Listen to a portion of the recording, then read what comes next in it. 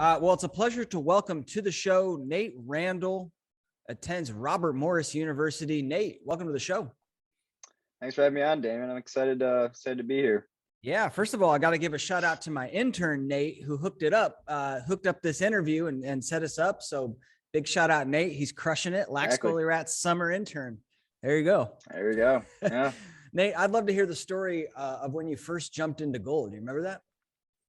I do. Yeah. I grew up playing baseball all my life, and around fifth grade or so, I kind of wanted to make the switch over lacrosse because I had a few friends playing. So I did a camp, played attack, didn't really like it. And then the next year I just wanted to try out goalie because why not? And kind of loved it and just kind of fell in love with the position from there. I just really liked it for some reason. It wasn't that kind of situation where my brother wanted to shoot on me or didn't like running. I just weirdly loved goalie. So I want to try it out and worked out pretty well. So yeah. Yeah, but what did you love about it? Just the feeling of making saves, huh?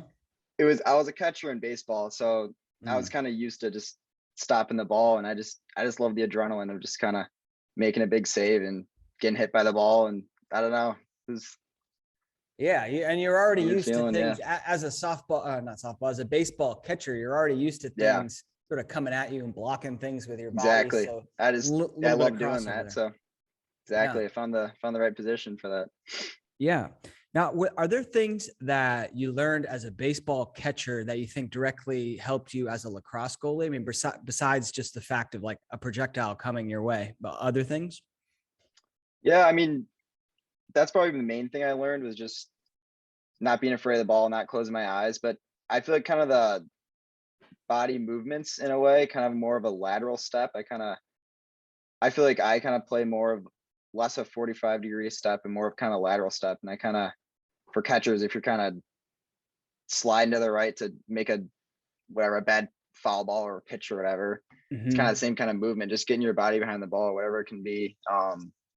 Obviously you want to get it with your glove or, your stick for lacrosse, but if you can't, use your chest, use your legs, get whatever you can just to get a piece of the ball. And so just those movements of like the hips of kind of like exploding over. I get it. Yeah. It's interesting. Yeah, hand movements too. Yeah. I wasn't too good of a catcher. I mean, I played up until fifth grade. So yeah. I wouldn't take my advice for that, but still correlates. Yeah. It's interesting because I grew up playing baseball as well. I never played lacrosse until college. And so I always think about the things that baseball taught me. And I played infield. And I actually think in many ways, being an infielder it helps you more as a lacrosse goalie because like you're it's more reactionary. I think like as a catcher, you kind of know like, all right, here comes a curveball, right? And you know what's coming. And if the curveball's low and to the outside, like, you need to get over there and block it, but you still know what's coming. As an infielder, you don't, right? You don't know where it's going to go until you are in a pure react mode. Exactly. Yeah. I never really thought about that kind of. Yeah. Well, that's what I do. I think about those things all day, Nate. Right. That's funny. So, all right. So you switch over to lacrosse because your friends, your friends are playing. You love it. You love the position. How did you go about then at that young age, fifth grade, learning how to make saves? Yeah, it was pretty difficult because I never really had a goalie coach growing up. So I really just kind of learned. I tried to be like a sponge and just learn from as many people possible. And I'd hopped in goalie, didn't really have a goalie, and I would just get as many reps as possible. I think that was kind of the most important thing, was just making sure I was getting a lot of reps. And I was watching kind of some like MLL guys at the time, just watching them play and just kind of mimicking their movements, and even college too, just watching whoever I could just to kind of figure out how to pretty much play the position. Because I mean, I had a few guys taught me, didn't really know much about the position. I've never played before, but kind of told me the basics. But kind of the rest from that, I was just kind of had to figure out all myself. And once I kind of became a full-time goalie, I played median goalie fifth grade, full-time around sixth grade. But once I became a full-time goalie, I just kind of learned from myself and just learned from whatever I could just to learn the position. Yeah. Who are some of those goalies that you watched that you learned from? Do you remember? Yeah, I'm trying to think. I mean, John Galloway, Kyle Bernlohr. There's only some like ones I can remember. I wasn't really one in particular that I kind of focused on like too much. I feel like I kind of just watched whoever I could or whatever kind of highlights are on YouTube. There wasn't much back then, but whoever is out there, I just kind of watch and learn the game from them. But mainly, yeah, all the MLO guys, college guys, even, high school growing up, watching whoever was in cage when I was little. I don't really remember who it was, but whoever it would be, just trying to learn little bits from everyone. Yeah. Now you mentioned you're from Michigan. You grew up in Michigan. Yeah. What part of Michigan, what colleges are in the area? Is it University of Michigan? Yeah, I'm from like right outside Detroit, about a half hour east of it, northeast, and University of Michigan is about 45 minutes from me. That's probably the Detroit Mercy. Other D1 team that's in Michigan is about 20 minutes from me. So I'm kind of in the southeastern corner where, two D1 schools are. So if you happen to go to a University of Michigan game in 2003, you would have saw me play. Really? Against the University of Michigan. This is back when they're back when they're in the MCLA. Okay. And I stunk it up. So that would not have encouraged you to be a great goalie. Yeah. But anyway, that was right when I was born. So don't think I would have caught that one. Right. But yeah, right as you're being born. Maybe that was it, man. Yep. Then I passed the throne on. I passed the goalie throne on to you, Nate. Exactly. I appreciate it. Thank you. Right, there you go. That's cool. So no camps. No, did you ever like at what point did you first attend a camp, or at what point did you first get the coaching? Yeah. I think the first time I picked up or the goalie stick was a camp. That was like the first time I ever played. That's how I learned the position kind of, but there were a few camps kind of when I was little. It was the team I played for back then was called Michigan Warrior. It was like a feeder team for our high school, like 5th grade through 8th grade. They had like an annual camp that I would attend that pretty much every summer.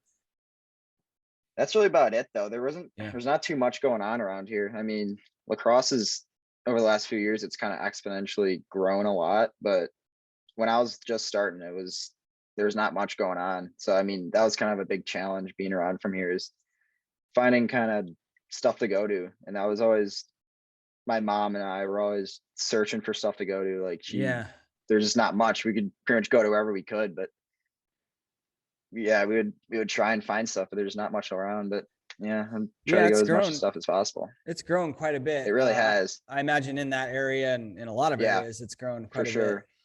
Which is great for the sport. Yep. Yeah, it is. I mean, back when I was growing up, it was just where I went to school, Brother Rice. We were just pretty much the only decent team in the state of Michigan. I mean, we would win almost every year, but now there's like 4 or 5 other teams that are competing. I mean, we just lost the state championship this year. So, I mean, it really goes to show how much other talent there is kind of growing up, but kind of wish I had that when I was little. Yeah, well, you won a handful of state championships, I imagine, then, huh? Yeah, just one for me actually, because COVID junior year we didn't get to have a season, and then sophomore, freshman year we didn't really have any freshmen and sophomores in varsity, so yeah, just one for me. But yeah, at least I got one. One more than I got in any sport.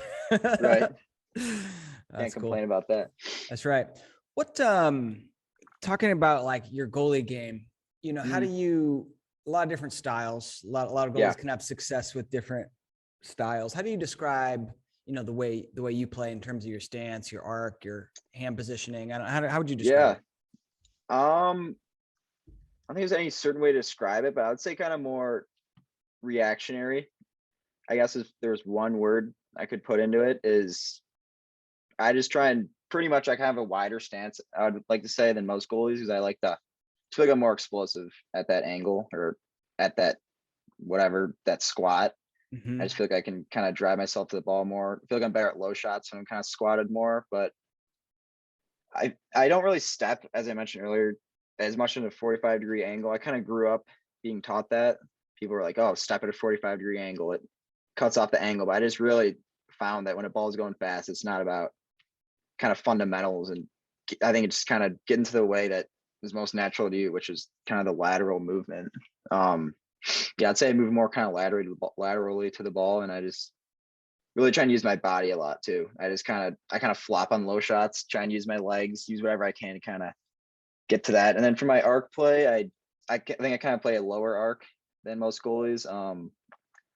growing up, I kind of used to play a higher arc because I was a pretty small goalie. I'd kind of come out at the crease and try and minimize angles for shooters to shoot at inside shots. But then I kind of quickly realized all you got to do is just pump and finish around me once shooters got better. So I kind of started to play more of a lower angle, and I feel like I just kind of had more time to react, and more of my body kind of took up the net.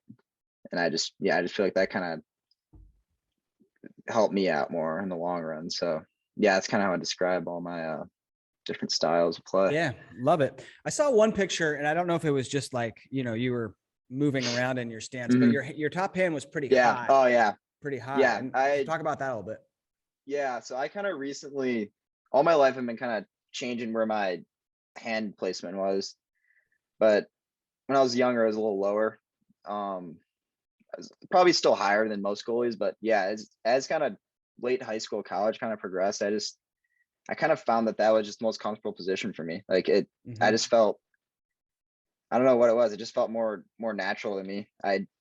Every single time I would try, and I had coaches told me like, oh, put your hand a little lower, but it didn't feel right. I think I felt more explosive to the ball. Maybe partially it could have been how low my stance was, and maybe just to take up ground for that. But yeah, that's just kind of, I try and kind of keep my thumb to my eye ish, maybe a little higher. It's the most natural position for me. And as I got, progressed more in my years, I just kind of figured out it's not about having the most perfect fundamentals, like, keeping your hand at perfect placement and, not squatting too low or whatnot. I just kind of figured out that was the most, natural position for me. So I think it's kind of stuck with it.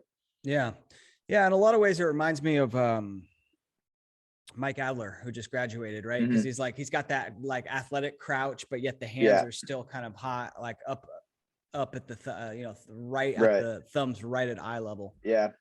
But yeah, it works. I've seen some goalies have problems having the hand that high, in that when they shoot or when the shot comes at them, like their first reaction is to kind of bring the hand in, and if that's the case, then I say, like, put the hand there to start with, because you're that's where it wants to go. And then from there you can attack the ball. But yeah, a lot of different ways to play. And if you feel more comfortable that way, do it. Right. Right. Yeah. That kind of reminds me, I used to actually struggle with that big time. I used to just always bring in my hand. So I think that, honestly, now I'm thinking about it now, that could have been part of the reason why I started to put that higher. Yeah, it's a great point right there. There you go. Learn something new, maybe. Yeah, I never noticed that. There you go. Yeah. Well, awesome. So you have I imagine you start, at some point you're like, man, I'm pretty good at making saves. When did you first start thinking about playing Division I lacrosse? It's always been kind of a dream of mine in the back of my head, but I never really came serious about it until, honestly, probably late sophomore year, early junior year. I kind of had a pretty decent season sophomore, spring to junior summer. I started, playing pretty well against some top competition. I just kind of realized, like, hey, like, this seems pretty cool. Like, I never really thought I had that big of a chance at playing, or part of me didn't really know if it was what I wanted to do. But once I started kind of playing well against this kind of competition, I was like, hey, this is fun. Like, I want to try and do the next level. And once the kind of recruiting process came around and coach started reaching out, I was like, wow, I mean, I guess I can play at this level, so might as well try and make it. And kind of from there, I really fell in love with the game, and I just wanted to be best I could be and make it as high as I could. Yeah. So how did you get on those coaches' radars? Did you make videos and start contacting them, or was it just you were playing good at the right time and they saw you and kind of the attention kind of found you? Yeah, it's hard to say. I did blast out like a ton of coaches right when September 1st came around. I sent to pretty much every D1 school I was someone interested in. I sent a big paragraph. Hi, my name's Nate Randall.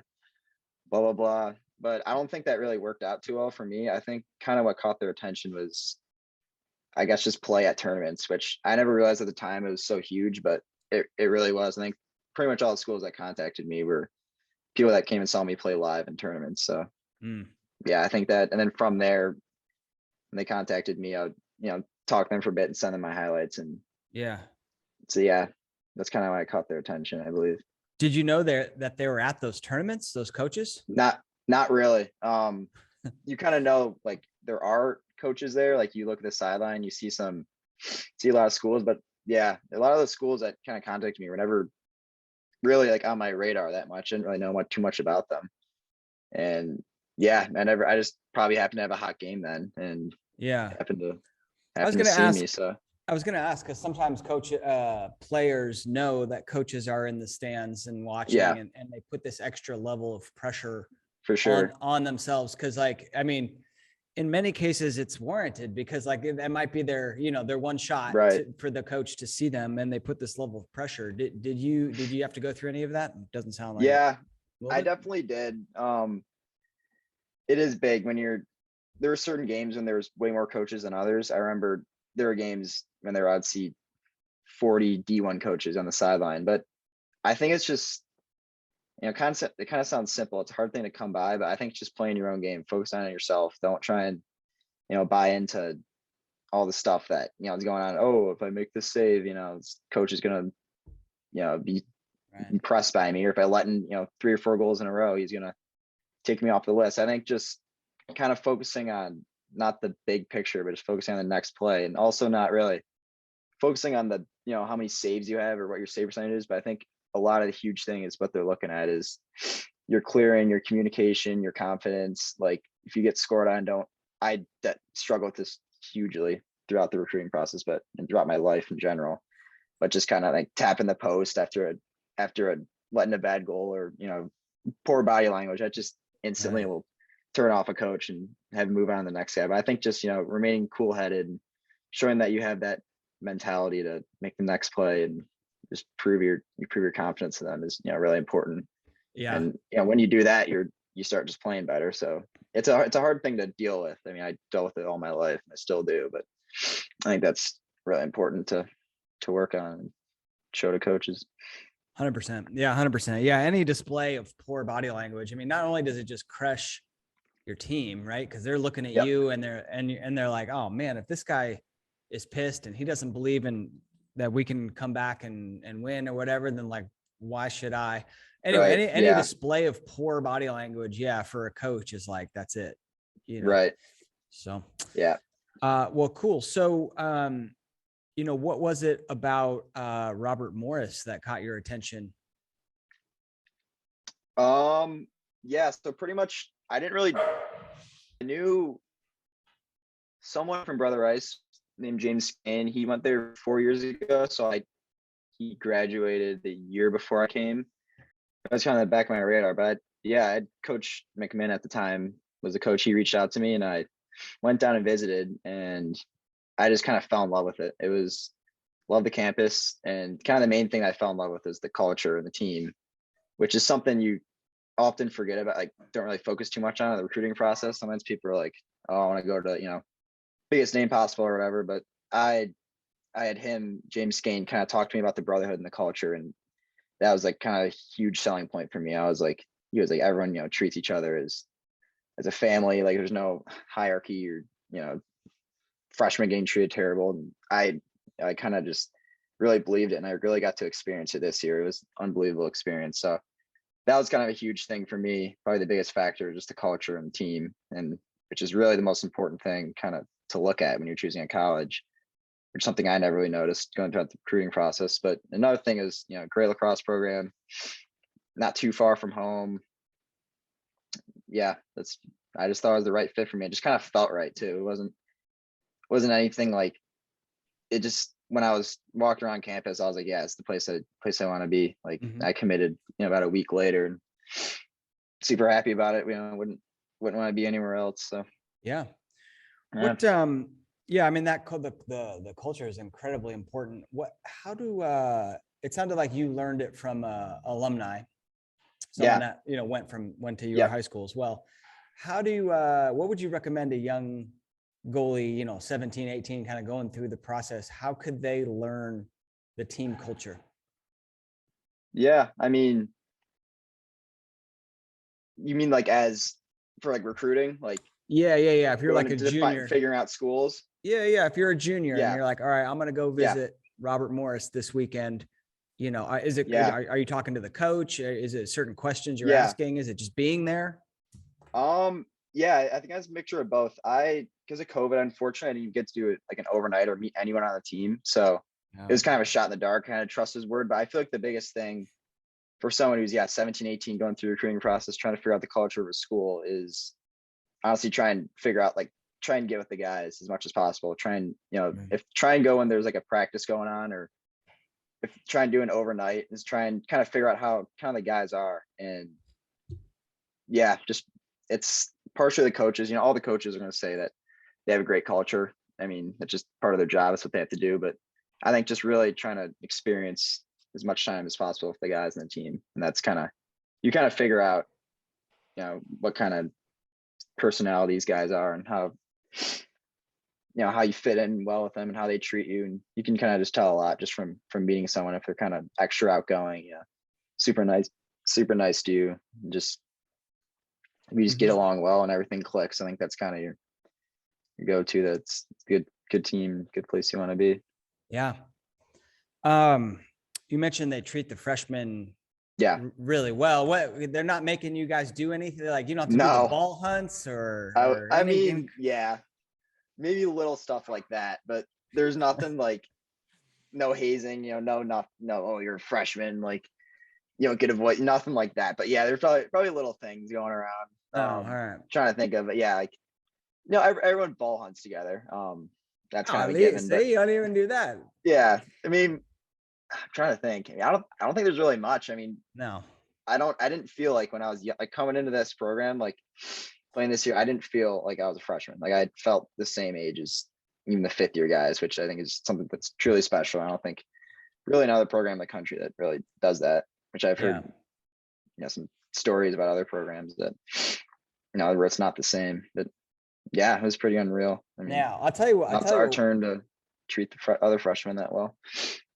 Yeah, I'll tell you what we did at Cal. By the way, this would be 1999. So they don't do it. They don't do it anymore. It was a little bit more rookie haircuts. So the seniors got to basically pick one of the rookies and give them a haircut any way they wanted, right? And you had to wear that haircut for a week around campus, around class. So you had guys with the Monty Burns, where they're kind of like basically like shave you bald, Yeah. You had the the ring.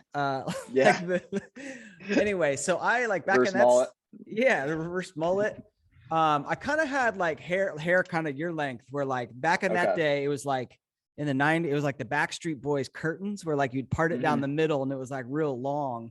And so like, yeah, I had like just a fresh palette to go in there. And then they just left little chunks of that. And luckily this is Berkeley. So like there was a lot of a lot of weird looking people walking around campus. Right. So, you didn't stick out that much, but it was pretty funny. That makes me a lot more happy about my situation. Had nothing like that. I couldn't imagine walking around with a big patch of hair around. Right. I don't do it anymore. Yeah. So you get there. Bobby Moe, by the way, is what they go by. You guys call it that as well? Yeah, we do. Yeah, Bobby Moe. Kind of nickname for the school. Yeah, I love it. Did your goalie game change when you get there? Yeah, drastically. Fortunately, we had Kris Alleyne, who's our assistant coach now. He came over from, I think, Canisius, then NJIT. He's our like goalie D coach, helped me out drastically, and our head coach, Coach Mack. He knows the game very well. I believe he coached goalies over at UMass. So I had 2 guys kind of constantly nipping, nagging at me, telling me what to do, and both very knowledgeable of the game and completely changed my game. Like I believe I've been a completely different goalie after going through those practices and being a year with them. So yeah, it's another huge plus of being there. That's awesome. Kris Alleyne, I didn't realize he was coaching there. No, he is. Yeah. Yeah. I had him on the podcast. He's presented at the Goalie Summit. Yeah. Oh, no way. I didn't know that. Yeah. He played at Rutgers, right? Yep. Awesome guy. Yeah. He talked about, he gave this great presentation on the mental aspects of being a goalie. That's exactly a lot of like 90%, but a huge thing he helped me out with is mental. Like he helped me out, a lot of technique stuff, but I would meet with him, all the time. He would tell me just like a little mental. That's one of the biggest areas I struggle in, is kind of the mental game. And yeah, he's helped me out drastically because, he said he went through it too, and very similar to me. But yeah, he was very knowledgeable about that. Let's talk about that a little bit. The mental game. What lessons stick out for you that he has taught you? Yeah, I think it's pretty basic. It's nothing groundbreaking, but just not getting down on myself. I'm a kind of a guy who gets on himself easily. If I let in a few goals, I'll kind of just collapse. But yeah, he's really taught me just to stay focused and just kind of really trust who you are and all the work you put in. And yeah, mainly just that, and kind of forgetting about the overall picture. And just, you really taught me to kind of break down the game into chunks instead of focusing on my overall, stats and how I'm doing. Like, oh, this game I'm, 30%, you pick it up. He's like, just focus on first 5 minutes of the first quarter. Focus on all you can do there. Then that's past you. Then focus on the next 5 minutes of that quarter. That's all you can do. Focus on all those shots. And it's passive. You just really taught me to kind of focus in the small increments, and also really just resetting myself. Whether a goal gets in, he was like, just reset yourself, get prepared for the next one. And if I make a save, reset yourself, clear it from your mind, get ready for the next one. And that's just really, yeah, he just kept drilling in, pretty much just basic stuff like that I almost kind of already knew to myself, but just kind of reiterating all that stuff really helped me a lot.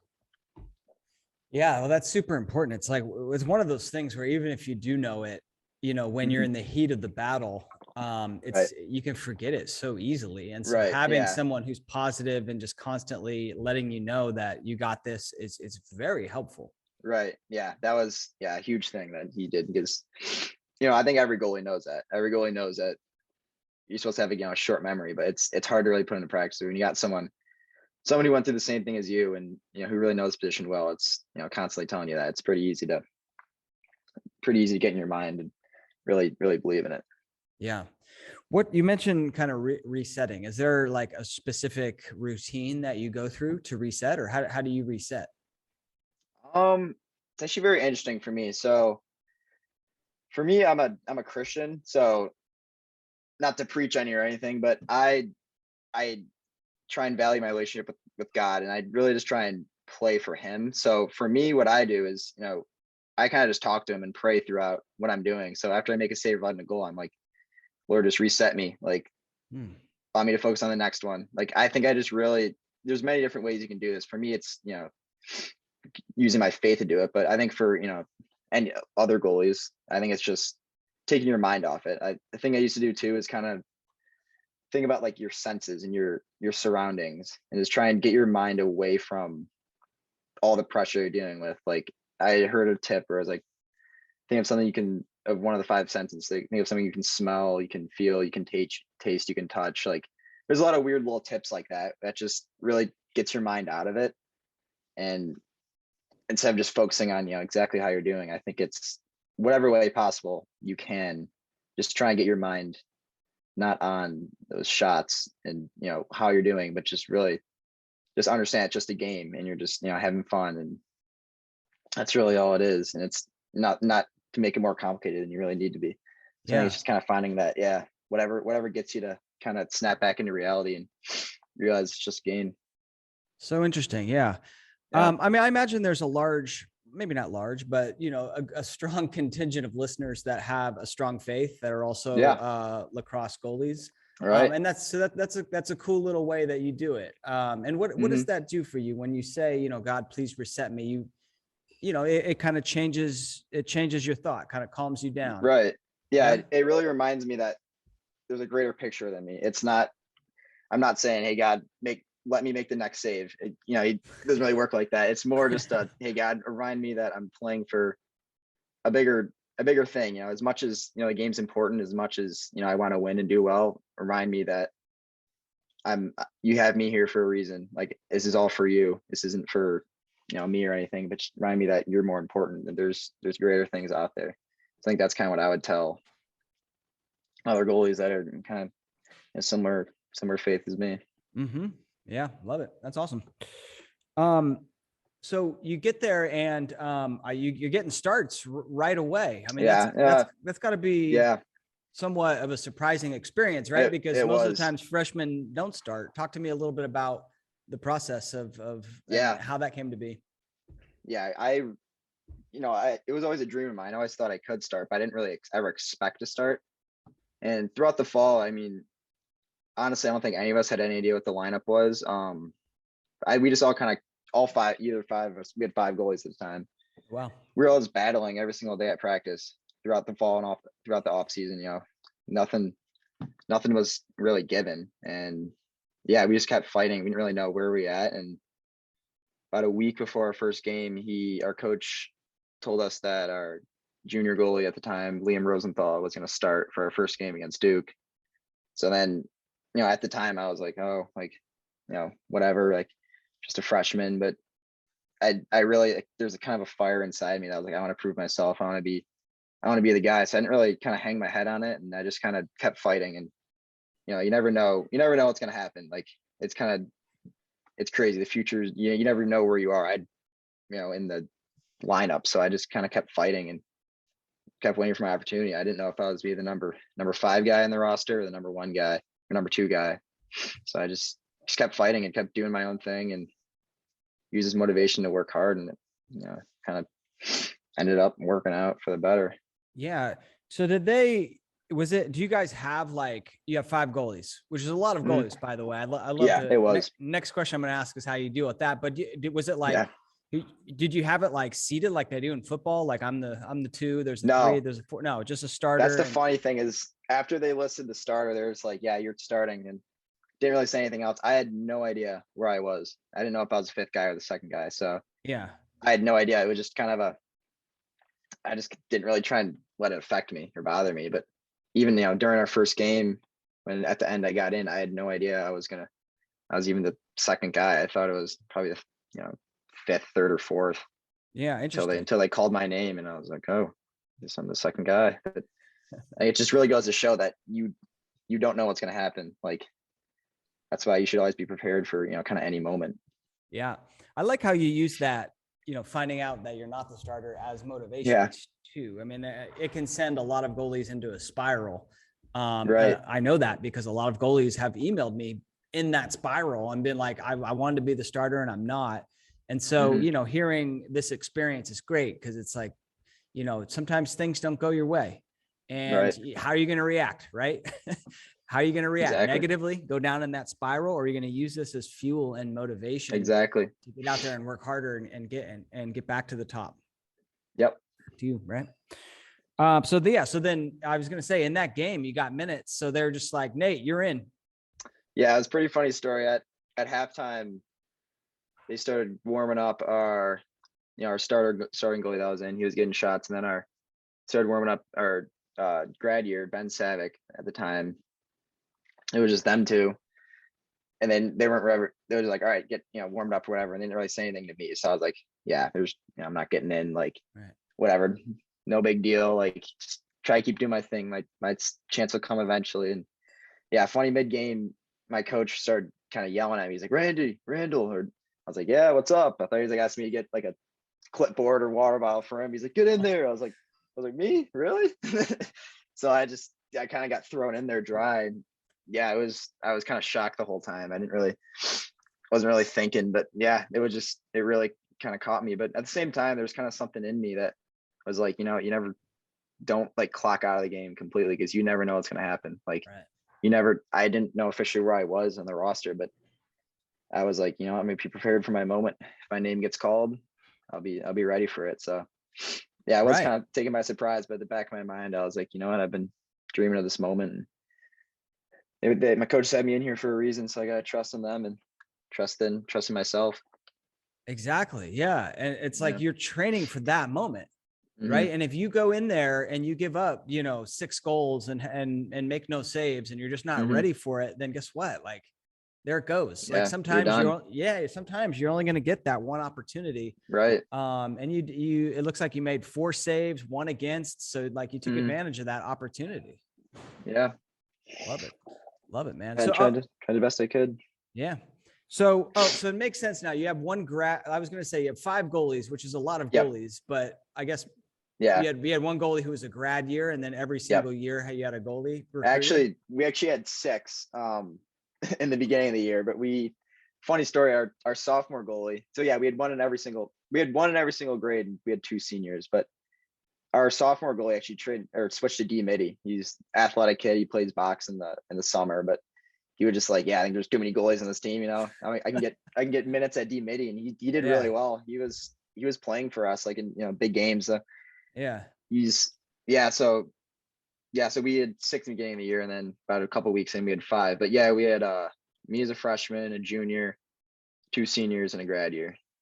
Yeah. Did you ever find like during practice? I mean, that's a lot of reps to share. Mm-hmm. Did you guys do it? Like, how did you go about sharing that many reps with that many goalies? Yeah.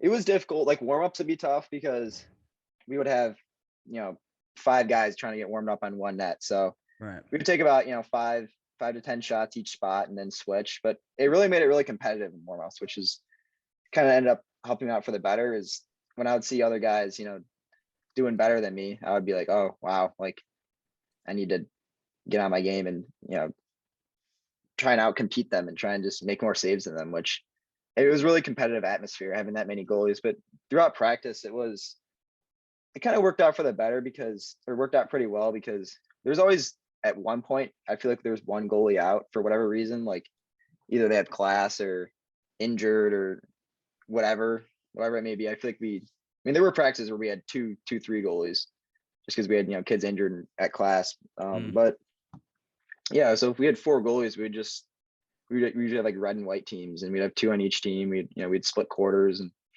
drills and stuff. But yeah, it was kind of took away some of the reps, but we kind of made it happen just by just splitting, and probably didn't get as many reps as I would 2, 3 goalies, but kind of worked out for the better. I feel like it almost liked it more because the competitive atmosphere. I feel like having 2 guys, it's less competitive. Having five guys, it really makes you have to really earn your spot. It's a good point. Yeah, I've heard that before. Someone on the podcast mentioned that exact same point about like the years that they've been the best. They had 4 goalies on the team in the goalie unit, and the years that they were the worst, they had one other guy that they were beating out, and it was like, oh well, I'm much better than him, clearly, right? So like my job's not at stake, and just mentally you don't show up every single day and push yourself as hard as you can. Right. Yeah, there were different. Yeah, having 5 different goalies. I mean, it was anyone's day. Whoever was hot that day, it would really change out. So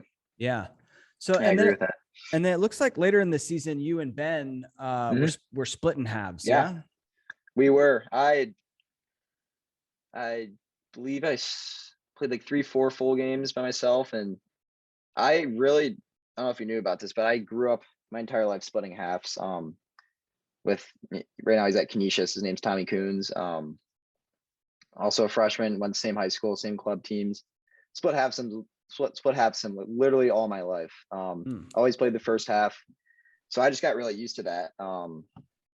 And I think my coaches kind of realized that. Like, I think they're just like, hey, we got Ben's playing really well. Like, might as well have you 2 play. Like, and I'm might as well have 2. If you have 2 goalies that are playing well, might as well play both of them instead of having one who could get shelled and have a bad day or get tired or get worn out. I think it's having 2 fresh goalies is kind of what they thought would be better. When they told me that, at first I was a little bummed. I was like, oh, I got demoted and whatever. But then I kind of came to realize, I was like, this is what I'm used to. This is what I'm used to playing like this all my life. I'm ready. This is nothing new to me. So it really worked out. It took a lot of pressure off me, I thought.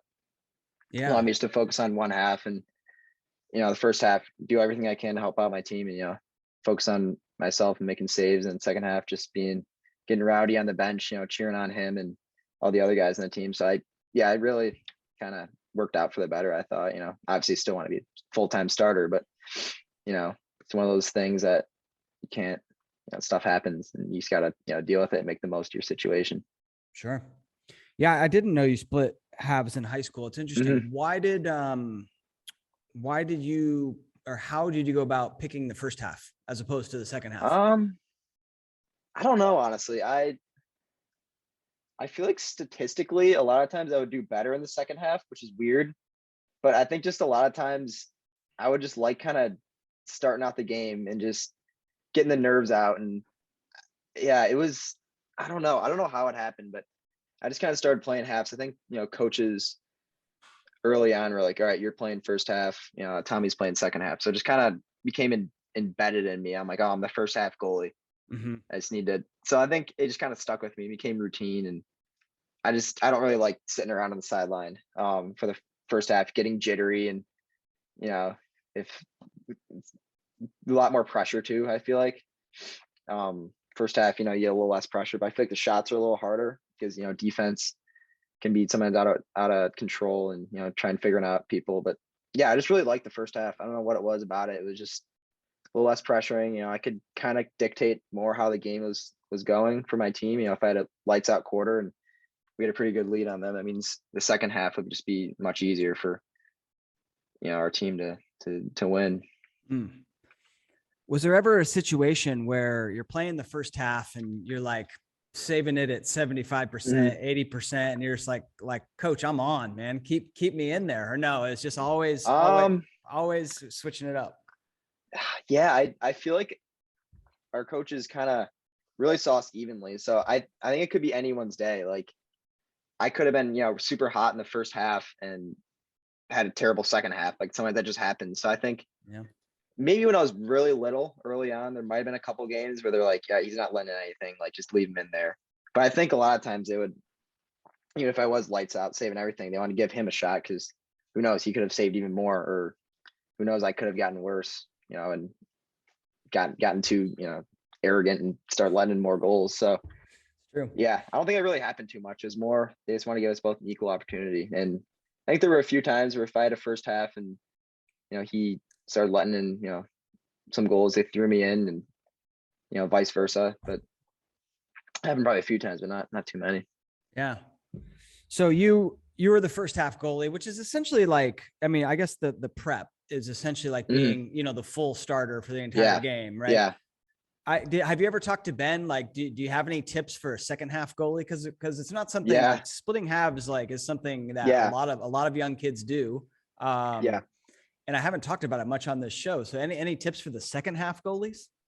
Yeah. So another reason I do like playing first half is you get to come off a hot warm up and, get to play, right away. But yeah, I would say just staying loose. I was pretty obvious, but getting shots at half, like you want to get the, full goalie warm up as the first half goalie does, before your game. But I think while you're on the sideline watching that goalie play is really watch the shooter's tendencies, like see what kind of guys they have, see where don't focus too much on where they're shooting, but kind of just figure out what kind of players there are and just kind of watching the game and realizing like, okay, like this is kind of the flow, like this is what they kind of like to do. And then once your time comes, I think just realizing you're like, all right, well, first half goalie, you played well, made some good saves, and now it's my turn. So getting some shots at half, and then just coming right in there. I think getting as many shots, even during the game too. If you really want, you can kind of get some at the sideline, stay hot. But I think just getting shots right before half and trying coming in there, and it's realize half an hour is not that much. You're not going to get cold if you have it. When you warm up and you don't play for a half hour, it's not like you're still pretty warm. I think it's more of a mental thing at that point, and just recognizing that it's just a 30-minute break, and now it's my turn, and that's my turn to kind of steal the game. Yeah. That's what I've heard too. And just like first half, you got to stay in it mentally. And I would even I've done this. I've split halves, and I would even when the shots would come, like it's not like I'm making the save with my body on the sideline, but I'm visualizing myself making that exact save. So I'm staying in the game. Right. And in many ways, like there's less pressure, I think. I don't know. I think that there's a lot of pressure at the start of the game. And then by the time you get into the second half, like the game's already flowing, like you've already got a little bit. So it's a mixture of both. Yeah. When you're playing in the fourth quarter and it's tied, it's a lot more pressure, but a lot of times that's true. When the game comes on, it's like, you kind of, all the jitters kind of calm down. Your defense isn't as jittery. So I think it's a fair trade-off, honestly, on pressure. I think, the second half goalies, you get a more feel for the game, which ends up trading off because you got to deal with those overtime games and those tied games in the fourth quarter. But that's true. That's I think that's pressure. It's a great point. It kind of evens out. Yeah. Well, awesome, man. What about going through a slump? Was there a time in your career that you went through a slump? And if so, how do you go about getting out of that? I feel like there were a lot of mini slumps I went through. Just like any goalie. I kind of just, growing up, it's pretty normal to have tournaments where I just wasn't hot. But kind of the biggest slump I had, honestly, was probably senior year of high school. I don't know. I don't know what, I think it was, I really don't know what it was, to be honest. I just wasn't really seeing it how I normally was. So I think I got super frustrated. I remember after like games, I would come home and just be so mad at myself, and I'd be like, what's going on? But all I did was just every single time I'd have a bad game, I'd go out and, hit the wall for a half hour, go get shots after. And I think just like it's not, getting out of a slump isn't an instant thing. It's not like I'm gonna, go get shots after a game and the next day I'm gonna be lights out. It's just, you gotta keep working hard at it. And it sounds, basic and simple, but like, you just gotta keep working at, your game, and realize that it's all mental. Like it's not anything really physical that's going on. It's not like you're physically changing or physically getting worse. It's more in your mind. So I think just keep getting better. And if you don't, see yourself instantly progressing, don't get down on yourself. Just realize that it's natural and it's all mental. And then, just kind of, think about the mental tips that I was kind of talking about earlier. Just slow the game down a bit, just enjoy it. And instead of thinking about it a million miles an hour, and just reset yourself after every game, and realizing that slumps are natural too. And you're just going to get yourself out of it with hard work and just really slowing the game down, and just really enjoying it. But yeah, there you go. Love it, man. Well, Nate, thanks for coming on the show. You guys had a great season. Conference champs. We were. Congratulations on that. And then that gives you a little taste of your first taste of the NCAA tournament, huh? Yeah, it was. How was that? A lot of extra nerves, or by that point? At that point, I was pretty. I feel like my nerves were all dead, just playing in the, starting as freshman and taking on that task, and then playing in the ASUN championship. And at that point, it was kind of routine for me. It was honestly really not my best game. I don't know. I wasn't really seeing it. Just not really there mentally for whatever reason. Just wasn't hot. But it wasn't as much nerves. I just kind of got over those nerves. But next time, try and make a little further and further each year, and keep kind of building on ourselves as a program. There you go. Well, we've got more work to do. If you make it one round further each year by your senior year, you're national champs. We will. That's the goal right there. Let's go. Mm-hmm. Let's go. Nate, thanks so much, man. What stick setup are you going with? Interesting question. I've always used the Eclipse 2 all my life, or until it came out. I kind of bounced around between heads, but I've been using the Eclipse 2 the past probably 3-4 years. Hero mesh, but actually about 2 hours ago I went out and bought the new East Coast Eyes head. So you did. I'm gonna try that out. So that's kind of that head new head I'm gonna start rocking. And for shaft, I using an attack length. We were sponsored by Maverick last year, so I used like a Mission Blank, I think it was, attack length. And you rock usually 2 U's for my shooters and a nylon. Just kind of what I've always done, and I don't fix if it's not broken. It's always kind of worked for me. So yeah. Do you string up your own heads? No, I don't. Okay. Someone else does? I've always tried to find a guy on my team. I had one of my best friends back in high school did it for me. And then once I get out to college, one of my other good friends as a freshman, he was doing it for me, and it worked out really well. So never really learned how to string it. Tried it. It's just, I think it's beyond me mentally. Same. My friends can do it, then why learn to do it myself? Same here. Yeah, I'm not a great stringer. I got an ACD impact head as well. So I haven't tried it out yet. Neither. Neither me. No. It's getting strung up now, and they're gonna send it to me. Yeah. So I'm excited to use it. Yeah, I mean they're a great company. In terms of lacrosse products. So I'm excited. Right. Yeah. I've been waiting for that for years now. I remember, like, when's East Coast Dads make a goalie head? Right. Finally, pretty excited to try it out. Yeah. Yeah. And then you guys are sponsored by Maverick. So do you have Maverick Maxes?